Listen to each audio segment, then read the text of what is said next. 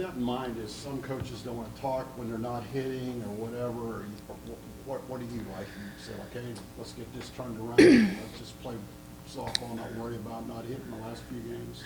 I'm a little bit of everything. I kind of go through all those cycles. I tend to work harder when we are not going as well as I think we're capable of. So I usually tend to go into dark holes and, I'm a curious person by nature, and I'm a continual learner. So I think that's something I'll reach out to some people that maybe aren't like necessarily in softball, but in the area, and like ask for like, hey, what did you see? I think perspective is always good, because I get so engulfed in kind of our moment. And so I'll reach out to some of those people. I have a Monday night phone call every week with one of my data guys, and we just kind of talk about some things. And so yeah, I was on the phone pretty, I had about 3 or 4 phone calls yesterday, obviously looked at some stats, but I probably go through like the whole stages of like angry, what the heck's going on, we're terrible, to like, hey, let's get after it. So today at this point, I'm like, there's nothing we can do about it except we have to learn from it. And, I think when I really have a better lens to kind of think about this past weekend, if you watch, season is long, and everybody, and even this weekend, there was a lot of like weird things that happened. It was kind of one of those, like, I feel like it was like hump day, kind of weekend. Really good teams understand how to get better as the season gets going. And a team like us, who I think could be really good, doesn't know how to consistently come out, and as the season goes on, get better and better and better. We're still trying to kind of find that, just being honest. The Mississippi State series, when we look back at that, it wasn't like we were hitting the cover off the ball. We pitched really well. And I think, we went from being the hunter to the hunted, I felt like. And, hopefully we have learned our lesson a little bit. South Carolina is a good team, though. I'm going to be honest with you guys. Like, they're a good team. And so they've played maybe a little inconsistent for them. I don't know. Bev would know better than I would. But I think that's why the conference, it's so muddied in the middle, honestly. But I think this weekend, I think tomorrow's going to be a hard game. I'm excited for that. It's going to be very similar to Louisiana, meaning it's going to be a difficult game, hopefully getting us ready to face, Ole Miss this weekend. And I know that Mississippi State series, I know you all got those 3 wins, but even they were some close games. So I guess, how do you work on, or how do you address sort of just the mental fortitude and endurance to, yeah, it's the fatigue. You're right, 100%. It's really, fatigue is fatigue, whether it's mentally or physically. I think it's how you approach your like day-to-day life. You can either sit there and be like, oh my gosh, I'm tired. Oh my gosh, like, you could live in the or you can live in the like, I get to do this. Like, this is another opportunity. Coach Heft told the girls a story about Hunter Pence. He's a Giant. I love the Giants, but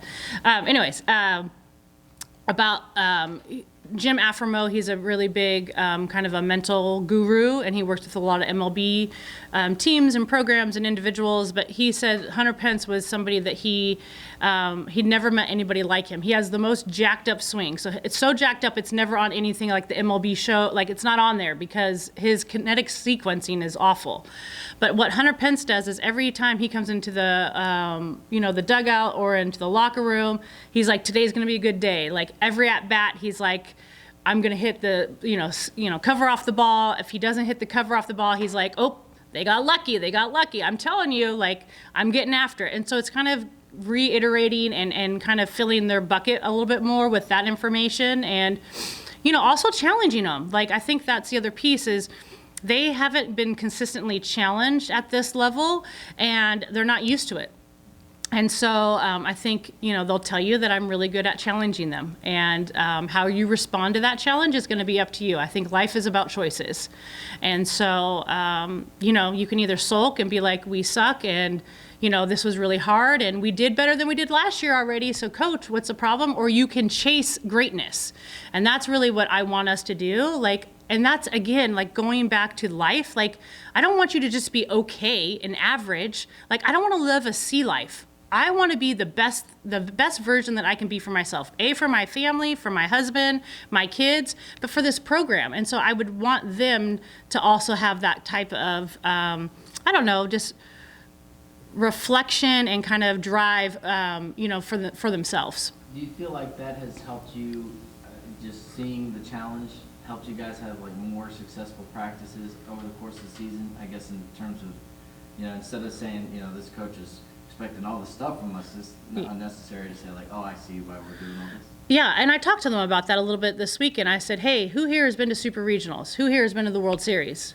None of you. Like, I know what it looks like. I know what it looks like every day. I know what it looks like when we hit bottom, when we hit highs. Like, we're going to have to ride all of those because you're going to have lows, you're going to have highs. But those teams that stick together and ride it out and believe in themselves and the process are the ones that are there at the end of the year. It's a very simple equation.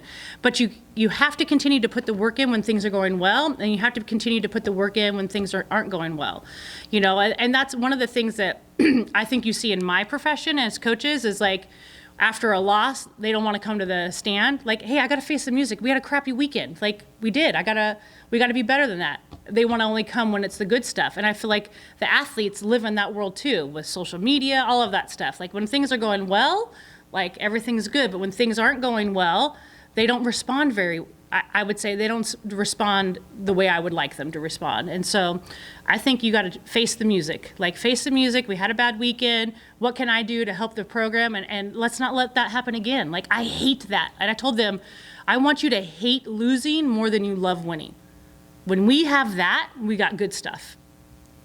Coach, with that being said, you want them to face it, and you said that the good teams get better. So, do you look at this as a good thing that you guys are not immediately, but going back on the road this weekend to prove to yourselves that we're not going to let the same thing happen, almost going on the road again? Yeah, I think it's always good to get back out there to see how we're going to respond. Like, we could practice, but really it's going to be who walks the walk. Like, we've had, some injuries, we had, some people be in different spots, but who's going to walk the walk? And again, like, when challenges hit you, and we talked about this, like, when we're in practice and I'm on you constantly about X, Y, and Z, and we're not making those adjustments, and then it shows up in the game, like, I don't know, you tell me. Like, the game knows. And so our bunting, like, we practice it every day. Like, we had, again, like, it's all those little pieces, and we've talked about that this year, of like all the little things that kind of add up to a consistent winning atmosphere. And I feel like we're still trying to solidify that. And then what do you want to see in the midweek game? Fight, like 100% fight, like a chip on our shoulder. I was gonna say angry. I'm always angry, but just like we got punched in the face and we're back up and we're gonna punch. Like, we're not allowing somebody to come in here and beat us at our field. Like, we're better than that. We're better than what we showed this weekend. And here's our first step towards, getting back on track. What is Williams' status? She's gonna be out for a bit, yeah. So she'll be out this weekend, and then we'll kind of reevaluate, yeah. Is it just still a back issue or a specific back? Yeah, it's her back, yeah. Mm-hmm. And how does that change things? I know you don't want to make excuses, but obviously she was freshman of the week, was playing well. Yeah. Well, I think, again, Cease, like, it goes back to like how you view it. Like, somebody's gonna have to step up. Like, somebody's gonna get an opportunity here that can really take it and run with it. And so, it could be Star Ferguson, it could be Riley Valentine, it's been Bree Warren. Somebody's got to step up and next man up. And so that's going to be a good challenge for us to have, and let's see how we handle it. Rylan and Trinity said that Texas State kind of similar to ULL midweek for you guys. So like, you've seen them, you played faced them. Mm-hmm. Yeah. So what do they bring to the table that you guys have to? Yeah, so we didn't get to face Mullins in the fall. She was, I think she was sick. I can't remember. She wasn't available.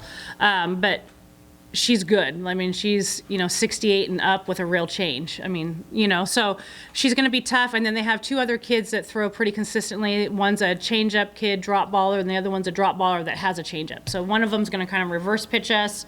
The other one is going to be a drop baller, down baller with change. And so for us, it's going to be very simple. Like, I think we're going to see Mullins, and we're going to probably see somebody else, during the game. So it's going to be whether or not we can make those adjustments. South Carolina did the same thing. They threw a bunch of different arms at us, and we didn't make adjustments. We had opportunities, before, I can't say it. Yes, yeah, there we go.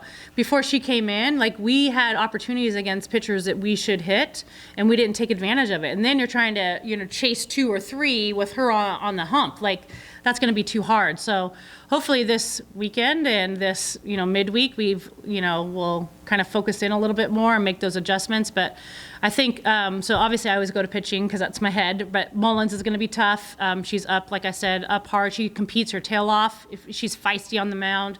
So I think it's going to be important for us to get her a little more emotional on the mound, because when pitchers get emotional, not good things, it works in our favor. The other thing is they're very scrappy. So I think you're going to see them try to take extra bases, do a lot of hit and runs, button runs. They're kind of a punch and Judy team. So they're going to come in here and try to, wreak havoc on us defensively. And then how do you make sure that after a weekend where A rough weekend, yeah. Right, yeah. How do you make sure that they don't end up trying to press in these next games coming up, maybe since they feel a little bit more pressure?